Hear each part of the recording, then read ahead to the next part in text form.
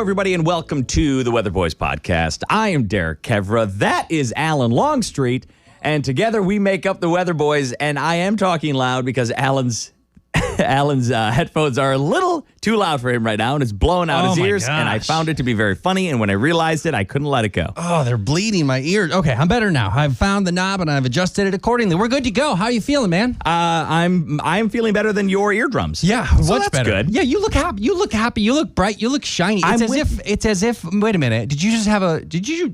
Did you have one of those lunch dates? Midday lunch date? I did. Yeah, that sounds fun. I wonder, did. how was that? Was that good? It was very nice. Yeah. I had a salad with blue cheese dressing. Yeah. It was very delicious. I was here. I wasn't doing anything. What were you doing? I was nothing. I was here, free and available. Oh. Did I? I could have invited you. You could have invited me. I could have extended that invitation. And you didn't extend it. And I didn't. Did not for 1 second. Didn't even think to invite you. That's not real remorse in your voice. That's cruelty, is what that is. That's you the were sound working. You were stuck working. I worked early. I had time to kill before to come back and record this. So I met a friend of mine for lunch, and we had a nice time. We had a nice talk. Friend of ours, actually. A friend of ours. Yeah. Friend of the show. Yeah. Yeah, friend of the show. You're right. Whoa. Jeez, man. We're now big time enough that we have friends of the show. Yeah, we are. You had a very big story you were here's going the to deal. tell me, and you said I'm going to save it for the show. Yeah, no, I will. I think we have time. I got to. Yeah. So, I have these little, what do we call them? We call them lipomas in my body. They're little benign cysts. Do we need to be worried about this? No, benign. Okay. No, they're benign. I've had them like my whole life. Like there's one on my butt cheek. There's one in my thigh. They're just little. You can't even really notice them. You notice them, though. I notice because them. it's your body. Yeah. Wow. And then I love how vulnerable you're being here. yeah, for sure. And then there was one on my like on my back, like I'm like near my spine-ish, and Uh-oh. it's a little bit bigger. It's still small. And the doctor's like, "Yeah, you're good. You're fine. And then I'm like, and he's like, all right, you know what? Whatever. Let's just get an X-ray. Sure, just to make sure. Just get an X-ray. So we got an X-ray. Wait, hold on, pause. Yeah. How are you feeling about this? Like at leading up to this, are you feeling nervous? Are you feeling not at all. worried? No. It's where I do I do a lot of lifting. And so it happens to be it's where like I squat, where I put the bar on my back. Mm-hmm. And so I assumed it was just like a little callus. I don't know if that's a thing or not, but I assumed it was just like a little callus on my spine. No, I can see that. Absolutely. Yeah. And so I get a message from him, my doctor, who's delightful. You go to the X-ray, the people look at it, they send it to the doctor. And nobody can tell you anything, but like if they see something on the X-ray, they're like, your doctor will call you. Yeah. Yeah, I can't tell you. So he says, I got this message a couple days ago. I received the results of your X-rays. They seem to think you may have a remote fracture of the 7th cervical vertebrae. What? That's your neck. That's your back. Like now. A C7? Yeah, a C7. A C7. By remote, it just means it's a while back, nothing new. It's well healed. So my question to you is, do you ever remember having a fracture in your back or your neck or whatever? I'm like, wait a minute. I'm like, no, I don't. I don't know. Could it have happened during one of our shoots? Oh, for sure. I mean, it very well could have. If this was you telling the story, I'd be like, I know exactly when you got that. I broke your back. So yeah, I broke my back or my spine or something. There was a fracture in it, right? I think there are many different ways to say it, but the most jarring is to say that I broke my neck and I never knew. The Weatherboys broke Alan's neck. Neck got broken. Wow. But it's all healed now. Yeah, I mean, like in a non-severe way. We're not joking about this, but like that's crazy, Well, man. I mean, we're kind of joking about it because it's pretty jarring to get a voicemail from your doctor being like, hey, did you ever break your back? Whoa. Or your neck or whatever the C7 is. I think it's on the edge of there. Yeah, who knows what it was from. Are you feeling okay? I've conquered. I've moved on.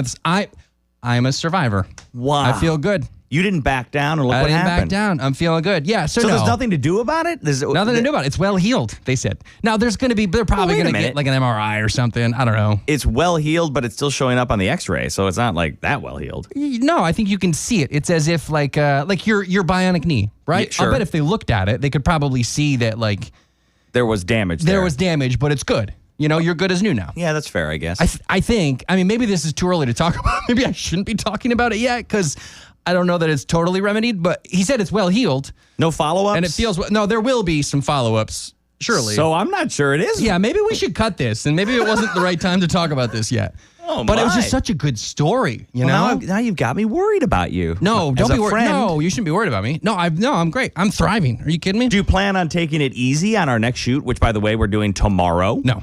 Okay, so this doesn't scare you enough that you're like, I could re-aggravate it or make it worse. No, it's well healed. Once it's healed, and this is Alan speak, not doctor speak. Once it's healed, it's like healed better, faster, stronger. No, that's the way I think of it. Yeah. Okay. No, I'm good. No, yeah, you're right. Yeah, you're right.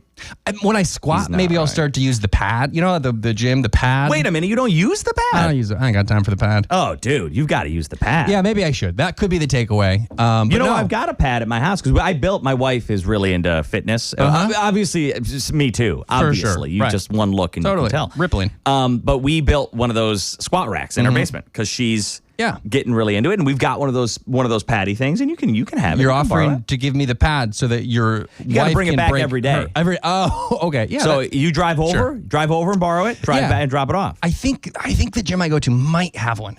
Yeah, it's a pretty expensive gym. They might. It's possible. So so that's that. So now we're caught up on you. Yeah. How you doing? I'm doing poorly. Yeah. I mean the truth. Yeah. Poorly. We had to put my dog down. Oh God, we're going there. Jeez, man, we're going real hard today.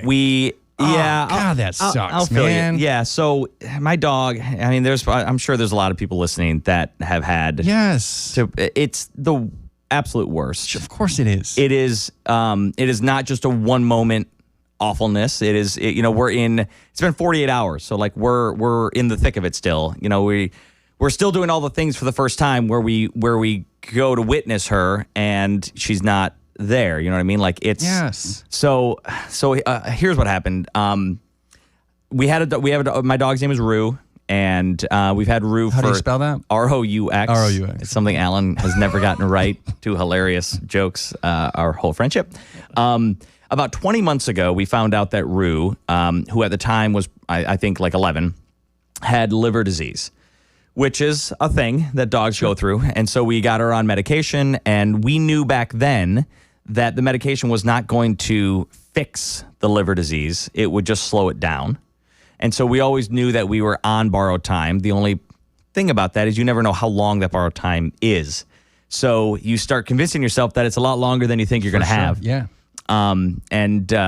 So about 2 weeks ago, my wife called and said, hey, the dog threw up 3 times, and which is not abnormal. I mean, anyone with a dog knows dogs puke, and it's gross, and you pick it up. Who knows what they got into? My dog was part beagle, so they get into all kinds of crap. They eat wild mushrooms and all that stuff. So we didn't know. We said, okay, well, maybe it's just something like that. She was beginning to get a little weak, but she was getting older. She was 13 and a half years old. So we said, it could just be that she's getting older. She got into something. She's going to be sick for a day, and she's going to get better. And truthfully, she kind of did. So 24 hours later, she started acting more like herself. She started eating again. She was not throwing up. Everything seemed to get better. Well, 1 week from that, she didn't get better. Oh. So she threw up again, and we said, well, that's now twice in a week. That's a little odd. And then she stopped eating. And as a dog, when you have a dog who's a beagle, who eats anything, including, poop. Baby diaper. Yeah, they're nasty, man. For her to stop eating anything is a big red flag. And we started making boiled chicken and rice. You go through all the things that every dog owner knows. You chicken and rice and sweet potatoes. They'll eat that, right? Well, she wasn't eating that, and we were trying to hand feed her favorite things. Will she eat this? She loved peppers, so let's hand feed her peppers. Surprisingly, she did eat those. But after about 2.5 days of her not eating, we started realizing that's something. Now you can't cry because then I'm going to cry. Yeah. So you don't cry. I won't. No, I might cry anyways, but you're not allowed. You cry. You let that out, man. So then, about 48 hours after that, she still hadn't eaten, and we kind of knew. Like if you're a dog owner, you kind of know, but you don't want to admit it. Sure. Nobody wants to say it.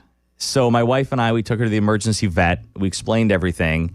And it's a reminder that these vets are amazing people because they're trying to tell you these things that you don't want to hear and help guide you down a path of decision-making without telling you what to do. Sure. Because they don't want to tell you what to do. And they keep saying, we'll do whatever you want us But you also don't want to do it. You want to prolong every second, every moment. Right. And so we said, well, you know what would make us feel more comfortable is if we did some blood work, another round of blood work, which she has had like every 6 months ever since this liver diagnosis. And so the long story short with that, the blood work came back and her liver levels were elevated. They were almost quadruple the high limit before. So this time they came back and she said her liver numbers aren't showing up. And they don't show up when they're off the chart. Ugh. And so the chart ends at 1600 and hers are more than that. Sure. So that ended up really helping make the choice. You know what I mean? Made the choice for you. So it was kind of a blessing because Absolutely. if they were better, we would have tried to talk ourselves into the fact that, maybe she'll be okay. Live in the limbo. But the fact that they were so bad, and so that meant that her liver was shutting down and her kidneys were following suit. And we did ask, we said, if we do every crazy thing, could we get another month? And she looked at us and she goes, guys, you might get 2 more days. So it was at that moment that we were like, okay, we're going to do it. And so it's tough. You know, anybody who goes through it, it's tough. The day was tough. The week is going to be tough. The month is going to be tough. Yeah. But, you know, you soak in, we had her for almost 14 years. And what a blessing is that? For sure. Anybody with a dog knows what a blessing is that. You cry because you loved, right? You try to find the silver line. But frick, man, that's hard. It's tough. That's hard. So everybody's struggling. Kids are struggling. My wife and I are struggling. But we will persevere, much like you did. And the worst thing about it is like I can't make fun of you. I can't make jokes and stuff, and I gotta like sit in the sadness. Yeah. That sucks, man. Well, we're not going to be sad for too long. No, we'll talk about it more later. But we do want to get to our guest today. Yeah, are we doing a quick turn? Are we doing it? Yeah, you don't want to do this more? I think we're more, for now. I'm good for now. For now, you're good. We're circling back. That's just fine. But Okay. I'm excited to turn to our guest because he is a person of joy. Him right. and his father. For sure. So our guest today is someone who is quietly reshaping what it means to be a rapper from Detroit.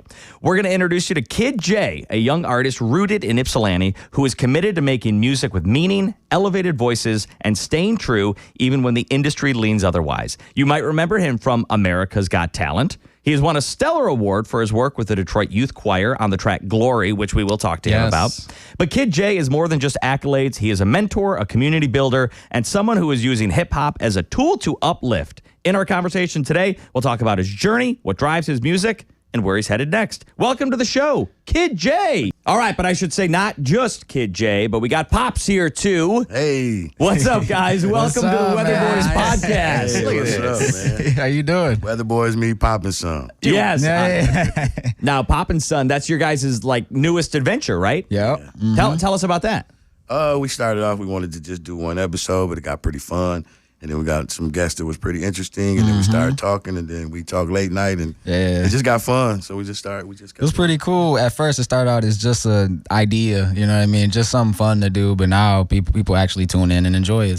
So, For those that don't know, Pop and Son is your podcast. Yep. It's on YouTube. I watched a couple of them. I think they're really fun. And you're not kidding when you say you had some big guests. Like I watched the one with Foolish. Okay. That was good. Yeah, you had Ypsilanti Mayor Nicole Brown. That was good. Brown. You had a short little snippet with Bryce freaking Underwood. Yeah, Oh, right. nice. Hey, go blue. And then speaking of Go Blue, Samaj Morgan. You had a longer one with Samaj. too, my man. guy. His So wait, dad is great too. Are we Michigan fans or are we just fans of people who excel? No, I'm Michigan. I went to. I played football. Let me see a short story. I played, and I went to a lot of Michigan things. Even when Tom Brady was here, I cruised it with my coach Carlitos Bostic. Shout out to him because he played for him. Go Blue. It's been Go Blue since little. Yeah. All right, since little. Let's talk about since little. Kid J. Yes, sir. It's still Kid J, but you are. How old are you now? I'm 26. I just turned 26 on September like a baby. 27th. Dude, happy birthday. It's like a baby. Feel like a baby. Thank you. I Happy appreciate it. So your career, though, started when you were a lot younger than that. Take us back to the beginning. Ooh. So, I started out in high school, so like early, 14, 15 years old. So like 9th, 10th grade. I started out doing, small things like talent shows, and then eventually my school couldn't afford talent shows, so I put my own money into talent shows. So I threw my own talent shows at school, which all the other students thought was pretty cool. And then I started to book shows, and then after that, I won a huge radio contest. And the prize was to perform with Jermaine Dupri and the rest of the Rap Game, which is an old show from a couple years ago. Yeah, that's a big show. Yeah. So I won the radio contest, and I performed at the Fox Theater in front of, I think it was 5,000 people, right? 5,000. Yeah. That's crazy. And let me tell you, to perform in front of that many people, I couldn't even see, people all the way in the back. Yeah. Like, it was that many people. Were you nervous?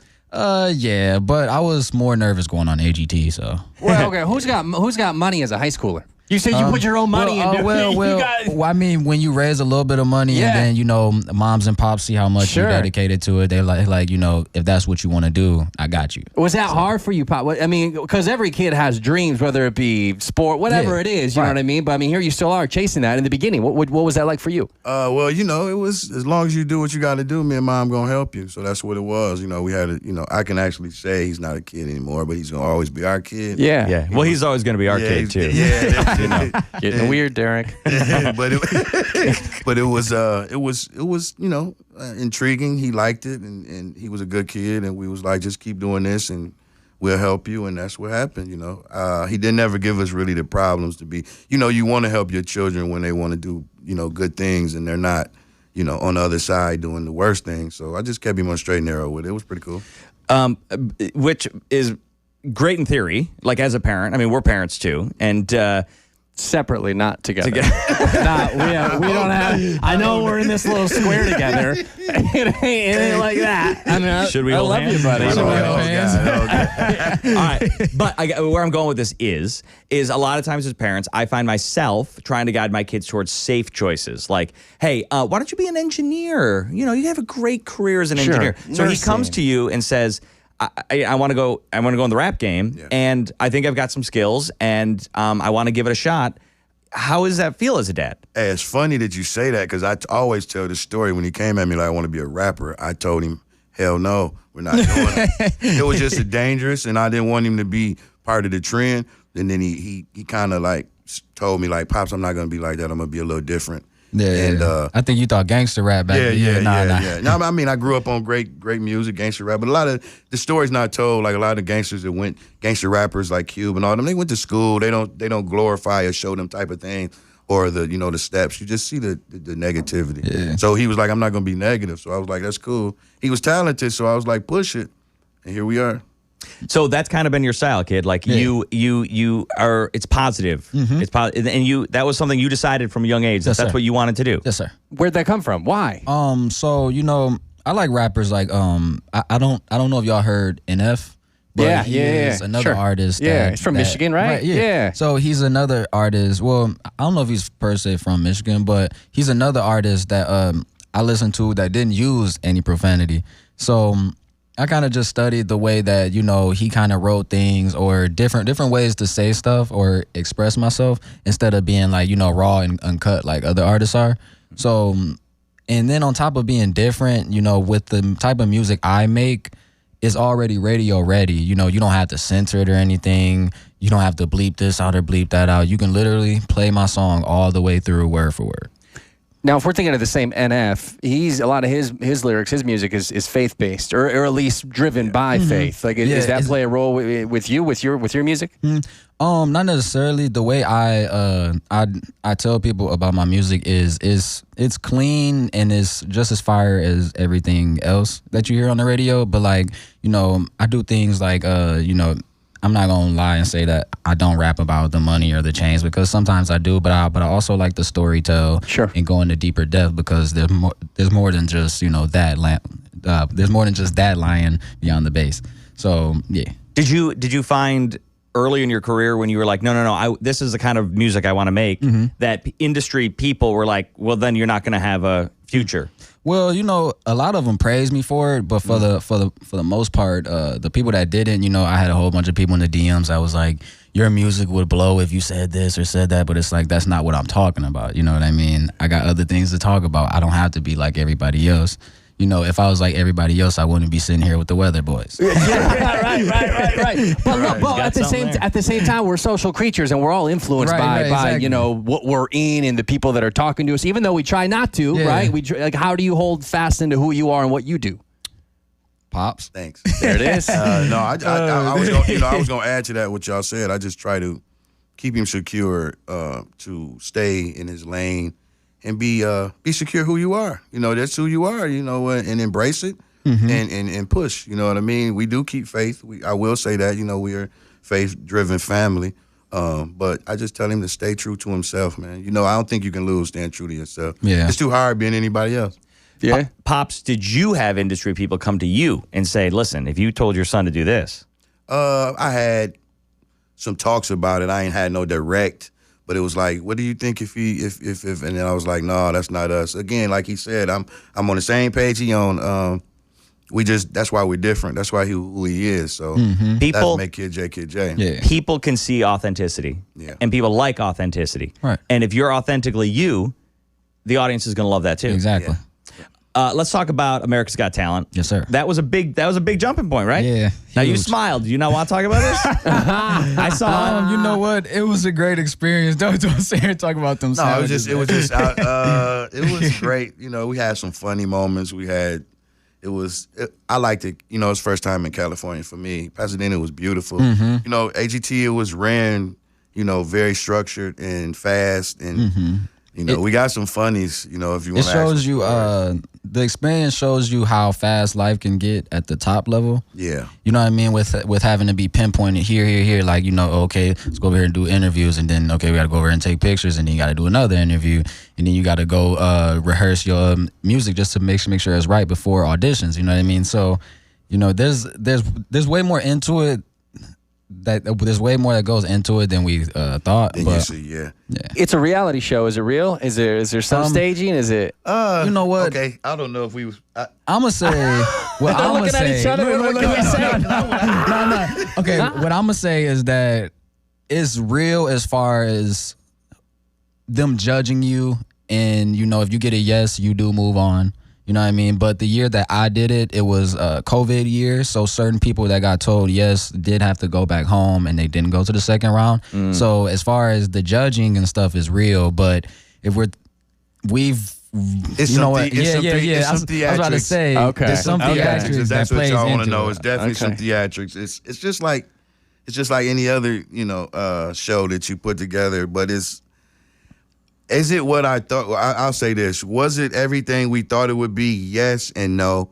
But far as the respect and where we at and what we got from it, I respect AGT. But there's definitely some because theatrics. being on the show definitely opened up a lot more doors. And it Shout out was. to Terry Crews. I'll probably say I was about to go into my story. go ahead. I was about to say the coolest thing that I'll say happened was we was seated waiting for somebody to come get us, and Terry Crews was like walking down, and he seen me and was like, "Hey, Kid J, my man." I was like, for him to know who I was, Shit, and I grew up watching Everybody Hates Chris, White Chicks, like just so much stuff that makes him iconic. So for him to know who I am, I was like, sorry, I was like, no way. Yeah. And he's from here too. So, Yeah. Is he as big in real life as he looks on the screen? Man, That the dude's suit got fits him muscles, so man. perfect, Let me say, the suit was Jeez. perfect. Like, that's the perfectly shaped built man I Yeah. ever seen from the way Adonis, the way man. you're supposed to be. Another one that I wanted to bring up was Simon, man. Simon is actually, his persona is bigger than him. That is a little guy, but he wears a lot of big persona, man. And I was shocked to see him because he kind of like walked under our nose, and I was like, man, that's Simon. Yeah. And he was he's bigger than life, but he's not. Sure. So it's like, it was fun, but it's definitely something. It's Yeah. definitely, Show business. show business. Hey, It's- Dad, tell him about the Heidi Klum. Oh, God. We So, should- Yeah, please tell us about Heidi Klum. Sophia Vergara. We'd love to hear more about Let me this. see if my wife watching. Let me say this. Let me say this, but I grew up a big Heidi Klum fan, probably like you guys. Oh, yeah. Who isn't? She popped up on me and Jay. We were in the line, we were filming AGT and the intros and all of that. And she kind of popped up, and I don't know if she was late but she was like, where am I supposed to go? Okay, where we at? And she's turned, and it's just me and Jay standing there, and she says, hi, you guys. And I just kind of was like. And she was like so close that we was like, oh, we don't know if we supposed to be right here. Right. I was like, I mean, we could actually, if she wanted to, she could have hugged us, and then she was that close, and then I was like, hi, Heidi. Sorry, babe. But it's okay. But it was fun. You rehearse your whole life for what I'm going to say when I meet Heidi Klum, and what comes out is, hi. Hey, I almost didn't get it out. Shoot, I was more excited to see Sofia Vergara. But we didn't really. Well, I didn't see her until I got out there to do the audition, and man, she actually blew Kid J a kiss. Yeah, you know. So I went. I went back home feeling pretty good by myself. Well, there was a lot to feel good about. You got 4 yeses from all 4 judges. Yep. That's cool. And I know that there is an element of show business in a show like that. Yeah. Like I look at it with different eyes because we're we're not in the same industry, but like we're in an industry that has that element too.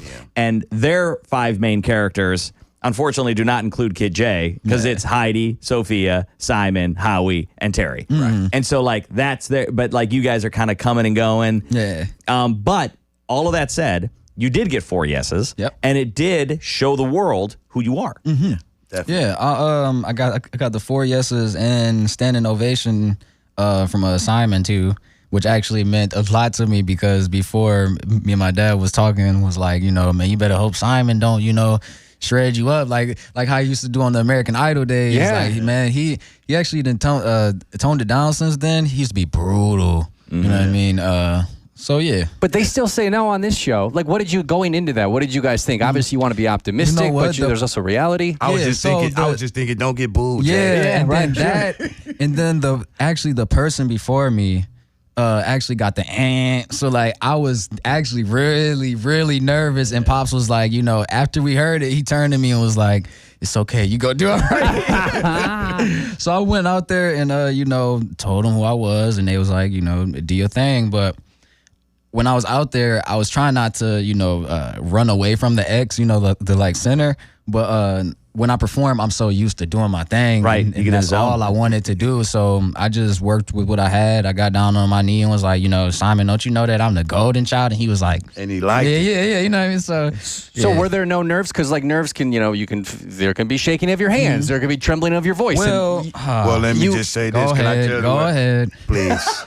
So I got to tell my weather boys, this is a first exclusive. And I think Eminem does it too. Shout out to Eminem. This too exclusive. Go ahead. This guy always has to use the bathroom before he hits the stage. Yeah. I get it. And Nerves look, be really bad. actually 5 minutes before, because they tell you when you're going to go up. So 5 minutes before I was about to go up, I called my mom, and I'm like, Mom, I'm not sure if I can do this. And she's like, stop it. You've already performed hundreds of times. You okay? And I'm like, no, because I feel like I'm about to poop. I feel like I'm about to throw up. Like, there's so many nerves going through me. So I just got up there and just spoke. You know what I mean? Like there ain't nothing more to it than just dealing with your nerves. I mean, sometimes you just got to face them head on. He turned to me and said, Dad, I got to poop. So he says Heidi Klum around here? Sophia? So let me get this straight. So you're telling me that when he's nervous around big time people, he has to go to the bathroom? Because what I noticed is before this show, he did not. I mean, we used, we know you guys. Yeah, I was about to say, but look, we so used to watching y'all on TV. Yeah. You know what I mean?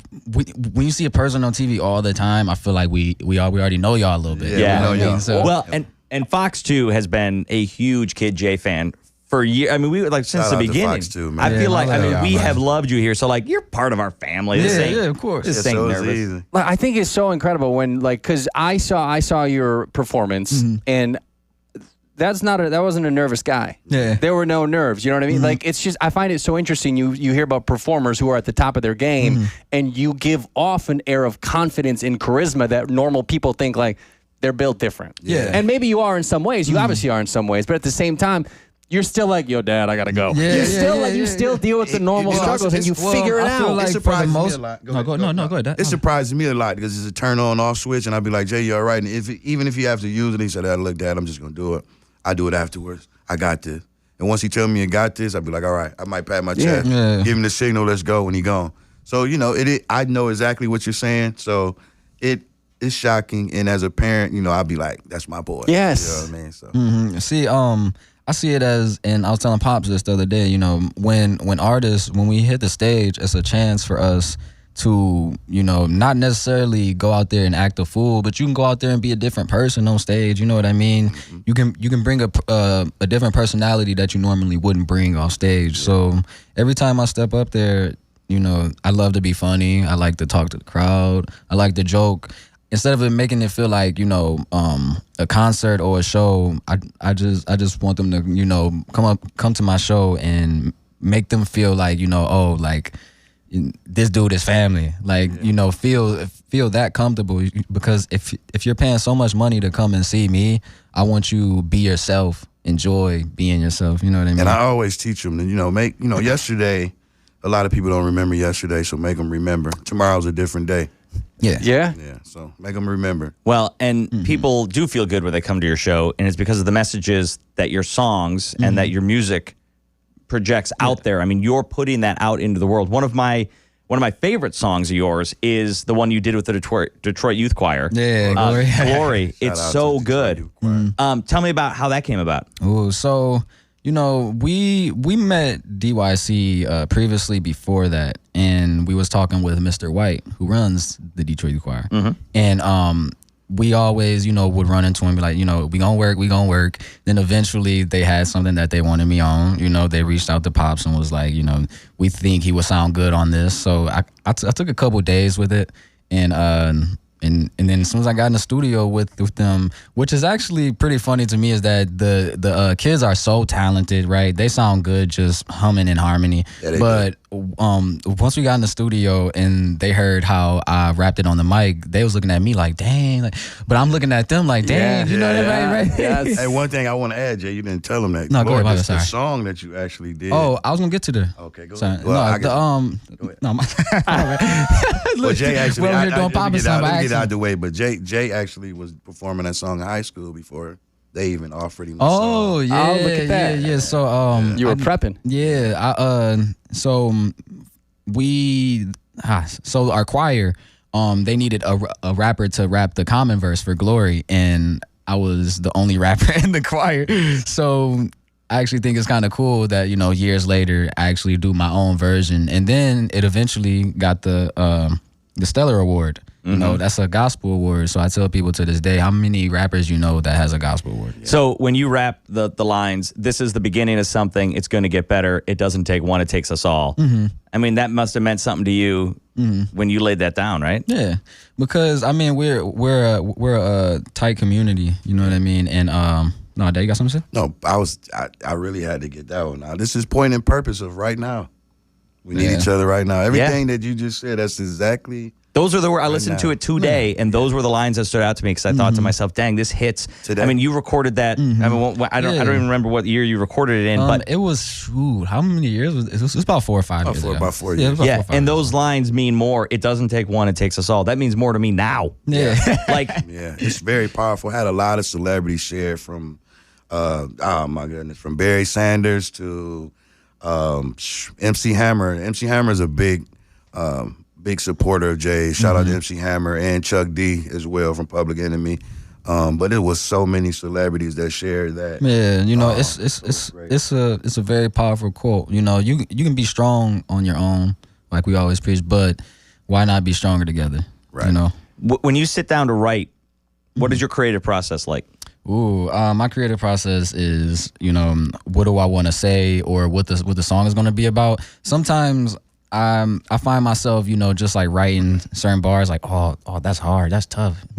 Sometimes there's been moments where I write a verse without a beat, or there be, or you know, of course, the other way around. Yeah, but I feel like like musicians. So I know nothing about music in the sense of like I cannot play any of it or read any of it. Although I tried one time early in my life with the piano. But look, I will tell you that when you do like stop and hear a certain beat, that's like, oh yeah, I'm writing to that instantly. Right. But I've heard that sometimes it's I write the words first and I match the beat second. And sometimes it's I hear the beat first and I write to that. Yeah. Right? So it's both, yeah? Yeah. It's you know, I used to be really good at freestyling in high school, so sometimes, you know, I'll be in my room. I feel like he's still pretty good. I was gonna say, what? Yeah. Sometimes I'll be in my room recording a song, and if there's nothing that I per se want to, write or talk about, I will literally just play the beat over and over and probably freestyle the first thing that comes to my head, and then I just lead off of that. How do you know when it's done? The song? Yeah. I mean, I imagine there are a million different iterations that got you to where you are. I know it's done when the label says it's done. No. So I'm a big gamer, right? And I love listening to music while I game. So sometimes I'll be like playing certain games and I'll listen to my own music like, oh, this sounds good because you don't, how can I put it?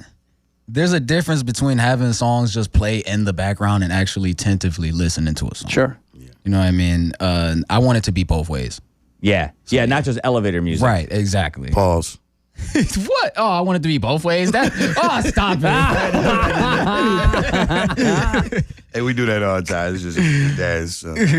So you recently signed with Trick Trick. Yes. What's that like? What's it like working with? It's a big name. Oh man, he Shout out challenges to Uncle Trick, man. Sorry, he challenges me in the studio like I've never been challenged before.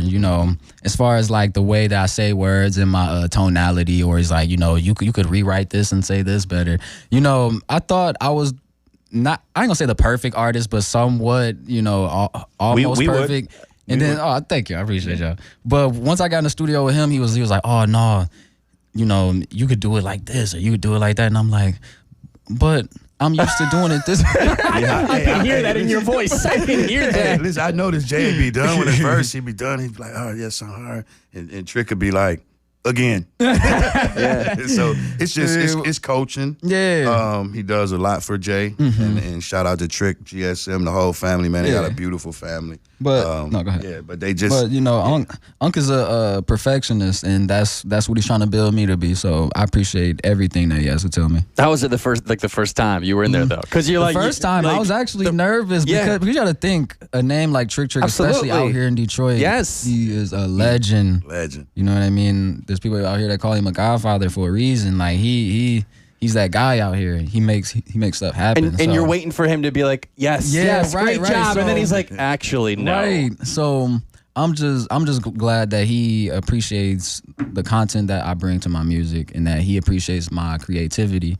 You know what I mean? And I just love him, man. Next time he criticizes you, be like, Simon Cowell gave me a standing ovation. Exactly right. Hey, listen, Derek, we gonna keep it PG on here. You wouldn't probably want to know his response to that, but I can fill in the blanks. Yeah, right. We can imagine. Hey, how much of your job is social media? Ooh, all of it. But Pops tries to take care of it as much as he can. Pops is like he wears multiple hats, man. He's the manager. As far as trying to book shows, he takes care of like the socials, like Facebook and stuff. I'm being honest because you got to focus on what you got to focus on. Right, I was about to say I love being on stuff like Instagram and TikTok. He does like the Facebook and the Twitter. So we try to multitask it and share it so that way I'm not overloaded.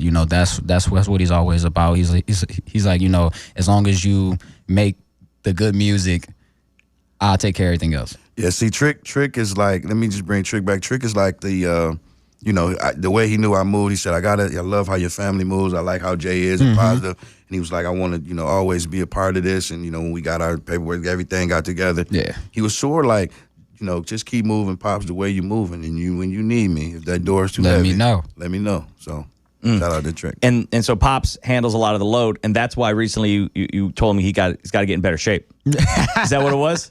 He said, I need you around, Pops. Hey, look at him right there. I was about to say, he always had the arms, but now we cutting on this. Is this Terry Crews or who is it? I'm trying to get there. I was talking to Derek about it earlier. So I could tell Alan, I switched my diet up, took the red and the pork out, and, applied more water and more exercise. I'm down 40 pounds thanks to Kid. Oh, that's great. Looking good. That's great. Yeah, so I just turned 45. I think I ain't doing too bad. He's looking pretty good. Good out here. Were you telling me he makes you get on the treadmill too? Is that what you're saying? Yeah, he made me do 45 minutes on the treadmill. Oh, well, 45 for 45, huh? I ain't gonna say make you because you got the will enough, strong enough to get on there yourself. Yeah, but he see me on the treadmill and then he'll come join right next to me, like. So yeah, it worked out. Jay, where? Let's fast forward 5 years. Yeah. Where do you want to be? Ooh, shoot. In 5 years, I hope to be, of course, platinum.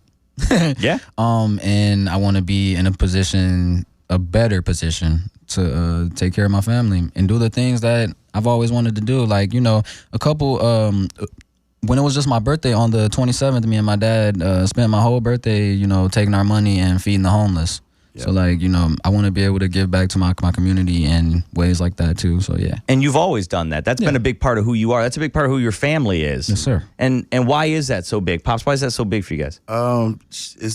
It's where you come from. It's the base. It's the seed. Before you become the plant or the rose or whatever you grow to be, is planted right there. So you just keep putting water on the plant. You're gonna get multiple. If you start with one and you just put water on it and you keep throwing seeds in there, some's gonna bloom and it's gonna be beautiful. Hopefully you want the whole bed to bloom beautiful, but it doesn't happen that way. So at least, every now and then that seed to bloom. So you just keep pouring water on seeds, start from the base. Wow.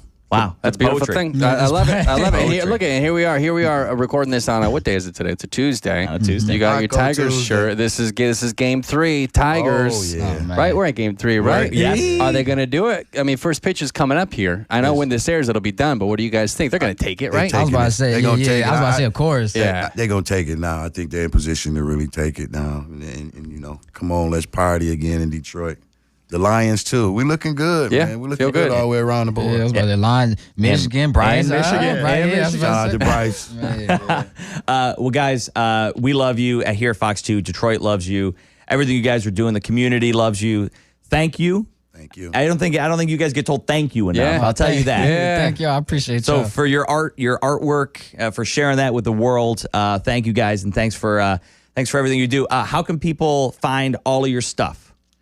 Well, you can follow me on all my socials at Kid J or Official Kid J. It's always the only thing to pop up. And yeah, that's me. Go ahead, Pop. You follow me at Diamond Cut Management, but the management is MAGNT.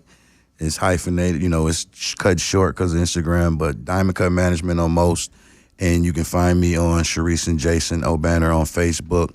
That's more of my business page. I got about 10,000 on there. So I do a lot of business on Facebook. And the Pop and Son podcast on YouTube. Yes. Yeah. And the clothing line. Hey, no, look, there's this jingle. He wants the Spider-Man. He wants the Spider-Man theme. So to it. look, there's this jingle I try to bring up. Spider-Man. Yeah. Spider-Man. Yeah. So instead I'll be like, Papa, son, Papa. And I can't stand and he it. hates Oh, it. my Kind of God. catchy, Pops. It's kind of catchy. Is it? See, It's yeah. kind of catchy. I may have it there saying it's cool, man. Hey, what about the clothing line before I let you guys go? The clothing line is based off my son, Karis, who's 14. He's 14. He's 13, about to turn 14. 14. He's 14. He's 14 already? Yes, he did. You guys are in the right. You're in the right range. Oh, I'm So he's sorry. 14 years Close enough. old. And I had to do the date. I had to think of the day. He's 14. He's autistic. His first words was the love is different to his mom. So we put the love is different, which is the THALUV. The love is different. All the way through.com. You can find us on our online store. We have coffee mugs, book bags, jogging suits, anything you want inspired by the spectrum, because we love all the kids and all the people on the spectrum. Yeah. And that is, we do awareness because that's big for, mental, everything we need to do. We need to assess to the autism world so we can understand how to adjust to everybody that's on that spectrum. Yep. You guys are the best. Kid J, Pops, thanks for joining us. Thanks, guys. Thank you. I appreciate you.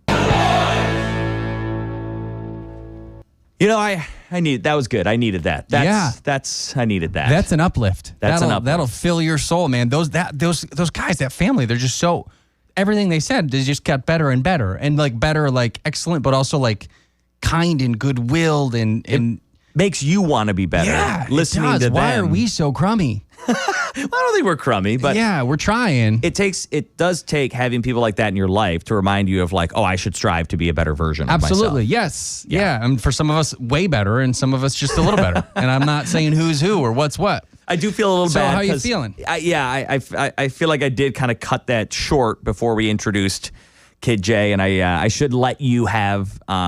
You were I felt like you were going to ask some questions or something, and I'm open to talk about. I want to talk about it with my back friend. about root? No, it's just the thing is I never know, and I think a lot of people don't know what to do in these scenarios, in the scenarios of grief, when you, like you told me the other day about it. And like, I never, it's like, what do you do? Do you give space? Do you ask for a hug? Well, it's you always want a hug. So for you, it's easy. Always a hug. But do you want to talk about it? Do you want to talk memories? Like, and I guess you probably should just be like, what do you want? Maybe that's what, I don't know. I just feel like grief is such a weird thing to navigate for the person, first and foremost, and then for those around, secondarily. I should tell the audience how sweet of a man you are. Yeah. Which I don't normally do. Sure. But on the day, and I haven't really told anybody here at work. I mean, still I haven't. Right. I told you, though, the first day because, you're my best friend. But when I said it, we have a shoot that you have been tirelessly organizing for months. Sure. Scheduled for tomorrow. Yes. And you were like, do you want me to cancel the shoot? We'll cancel the shoot. Yeah. And I was like, no, dude, I don't want to cancel the shoot. Let's do the shoot. And I was in the middle of doing a story that you had no idea what the story was about, but out of nowhere, he goes, can I finish your story for you today so you don't have to do it? And I was like, dude, you have no idea what this story is, but that's so kind of you. That was so sweet of you to try to offer that to me, just to take something off my plate. That's what I try to do. I try to do the asks that I know they're going to say no to. You know what I mean? I know there's no way in the world that I'm going to be able to finish the story, but it just, I don't know. You're right, though. I mean, grief is a weird thing because there are, people will send, that poem, The Rainbow Bridge. Yeah, sure. People think, I'll send him this poem. Sure. I don't want to read that right now. Right. Like, do I give you a lasagna?